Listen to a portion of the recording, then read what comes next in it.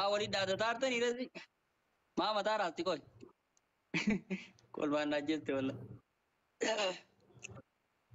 ما كانت طريقة الفيل عرفت أنا يوبر لبي يجون Ladies, update is in. This is the for Tabiana Kanama Sati Muras Zara. بتاع بقى Akkasin jechuu barbaade.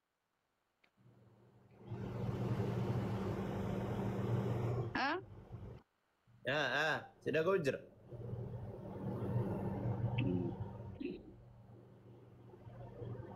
Kongof.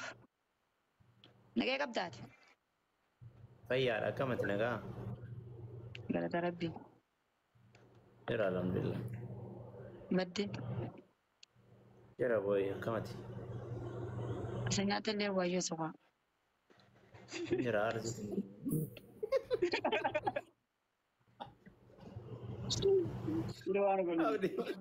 كل مو برا ولا كمان abdi.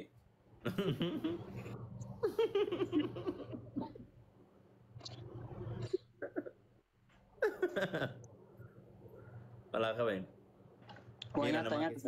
Nyata si bidu nyata si bidu. Abdi wala kawan. Nyata mah tinggi tu ante. Oke di mana live rawat itu bat nyata tembe.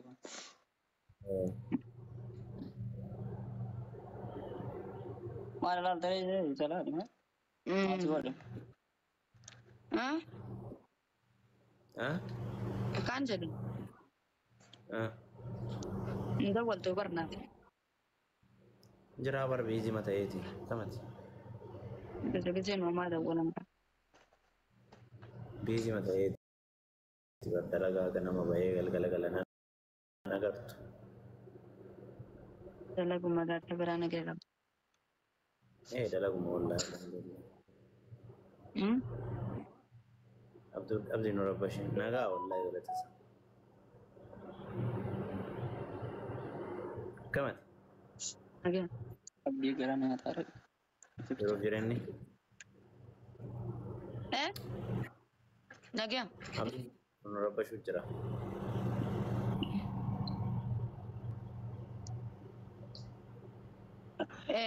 No, Rabani tujuh rusai bani. Kerana kibra orang itu apa?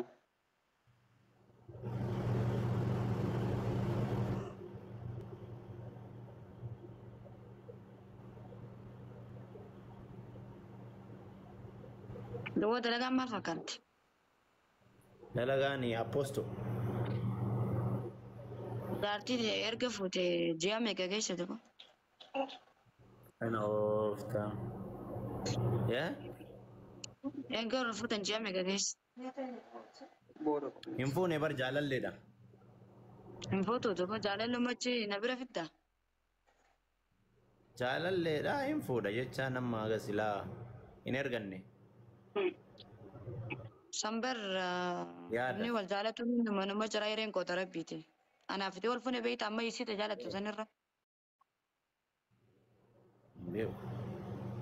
Ya raya kota rabiti. Nasiba.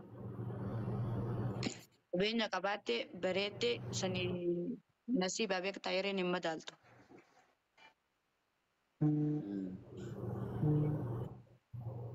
Aku dah furiyo wajah jarak tu sendiri dan nasiba anak fiti wal phone bek ta jalele ni tidak ada ta. Kawan jadi Yom dah ada mas berat. Panjuro ni nasra. Dari defa karena goda barangkan memenuhi juga lu jurtu nikah Rasulullah sallallahu alaihi wasallam ragab danse. Ana ofta ada tafsiran egal. Ma nama wana kasi yom debat erbe. Fati. Yo jalalle ti yafana wal beraduf ne visa no erkiti atille arkitare wal kanu taqabbalta asinje. Yo sanati gafasan hada biyati Dubai tu ni biyati taznanani. Fudu fin de majette. Ati fudu fin de mawajette. Waya kanat tafareen fuudha lubbuye. Fudu fin de majette daga lubbuye sinje wala kabanyu. Fudu ni futa. Garuu Lubbiyee rifeensa kan kee walitti wanni biraa maal dubbadde ani? Maa waan ta'a biraa waan rifeensa hamaan keessa dubbanne lubbiyee? rifeensa keessa ganama kalutti guduunfi Allah alam rabbii qaaliqaatu beeka. Ani hin beeku ati hin beektu. Murteeffachuu hin dandeessu. Sa. Saniifuu nama rabbiin kiyya naa qoodee jahi malee ishee sanniin jaaladha waggaa afuriin jiraadhe no wanti akkasii hin jiru. Yaa rabbii kiyya jettee rabbiitu qooda yeroo nasiib. Dhaqaal kan darbanii bakka bu'uun beekan. Namni wal jaalatee waliin harkatu. Wal jibbeef wal fuudhin bakka. Qooda sii galee. Sawwaan ta'e jecha Miira keessaa bahi lubbiyee. miira kan isaan jiran. Sireesii taatee natti naasayin. Sawwaan ta'e jecha jaalallee wanta waan guddaa gooteen asiin jaalallee nutis Amma gara negatiivitti maana fudhattaani amma akka walditti haasofnee jaalalleeti jafaana yoo fuudhee fuulduratti jaalalleen qaba waliin si bira dhufnaa inta zinaannaanaa Dubaayin inta zinaannaanaa siin jedhe. Maal badiin kiyya Andaun amma sila fakkeenyaaf amma kisee xiqqas jettu kanuma fuutee aruusa fa'aa teesseetii suufaa yaadaa baran aruusa fa'aa maal maa hin akka namni beektu ana tiiktookii kanarratti ani kana bar fuudha akkasitti hin geenne amma ga'ee kana akka biyya kana dhufe fuudha ga'e. kan oofta. Ma Hagaas dhufe baase areeda kanneen. inni beekaa bar jaalallee ta'e san gaafa ijoollee wal jaalattan jechuun dhagi. Kanaafuu maaltu si aarsa? Amma na aarsa isiin hoggaa mata kudha wajji yaatanii namni guyyaa takka wal bartanii wal fuudhuu dandeessanii reen qooda rabbiiti san carraadha nama qoodee fi san carraadha. Yaa sun carraadha dhugaa itti. Innaa maali reen qooda rabbii jirti waan harka rabbii jiru maaf hin rakkisa. Maal beekan? Ani okay ati amma maal naan jettara lubbiyyee amma naafate obboleeyyanii. Yaa obboleeyyi. Seeftii keellee si eegaa, miira keellee si eegaa, fedhii keellee si eegaa, waan hunda. Kan amma dhugaa rabbii dubbachuuf si galee dhugaadha. Ani waan feete obbolummaa miti barreessa maayyoon irra keessee hoogganaa anaaf feeti. Mun ammoo irra dawwate.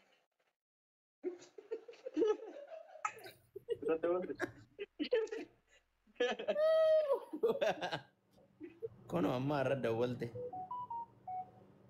Garuu wanta akkasitti taa'imu osoo anaaf feeti wajji haasoo jirru indaganaa moobila kaaftee rabbiin adagaa makanaa akka dhugaa wal lolan.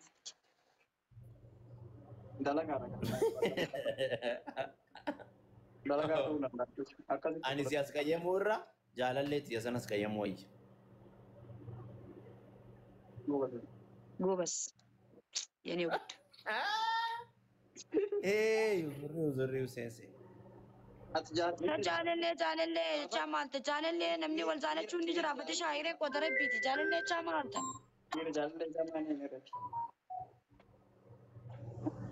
Sama ana akka dhiira kijibaa ta'uu jaalattamu ati ani kijibeetiin nama waliin jiraachuu takka nama takkaaf takka uumamaa Garuu hangam takka na daffarteeti hangam takka na tuffatteeti giibriitiidhaan onneedhaan jaalalleen qabnaan jetta isaa. Ani siyaasa buufeetaa lubbiyee ani akkanan qabu ani akkasii ani akka dhiira ani fakkeessuu san hin beeku dhiifama naa godhe. Dhageeffadhu akkatti fakkeessine bareeda kiyya jaalaltisi addarraa fi afaan irra si ta'isi. Fakkeessuu osoo beekan si argadheeti si barhoomaanu amma miizaanaawii baalaansii kiyyaan illee wal bira qabee ani beektaa amma sa'a kanatti ofiin bulaadha.